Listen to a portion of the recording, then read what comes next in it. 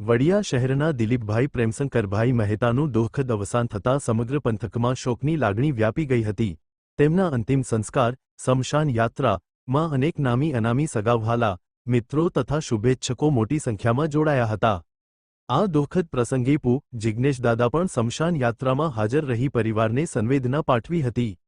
દિલીપભાઈ પોતે આરટીઓ વિભાગ સાથે સંકળાયેલા હતા તેમજ તેમનો વિશાળ મિત્ર વર્તુળ અને સામાજિક સંપર્ક હોવાથી વિવિધ ક્ષેત્રના લોકો અંતિમ યાત્રામાં જોડાયા હતા।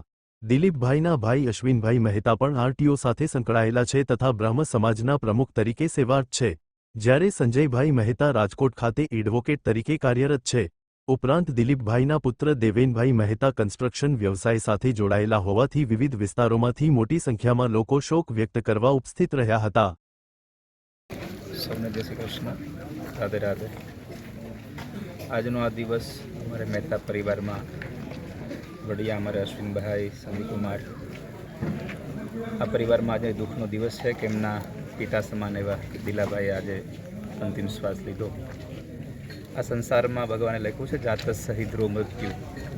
કૃષ્ણ ગીતાજીમાં કહે છે કે જન્મે છે મરે છે, પણ સ્વજન જાય એટલે દુઃખ લાગે, પણ આપણે સૌ એક જ રાહ ઉપર ચાલવાનું કે ઠાકોરજીને પ્રાર્થના કરીએ કે અત્યાર સુધી જે શરીરમાં અમારી સાથે જે સંબંધથી જોડાઈને એ જીવ આવેલો એ જીવને ભગવાન હવે એમના ચરણોનું સુખ આપે। યદ્ગત્વા નિનવર્તન્તે તદ્ધામ પરમમ મમ। ઠાકોરજી જીવને પોતાનું ધામ આપે એ ભગવાનને પ્રાર્થના। રાધે રાધે।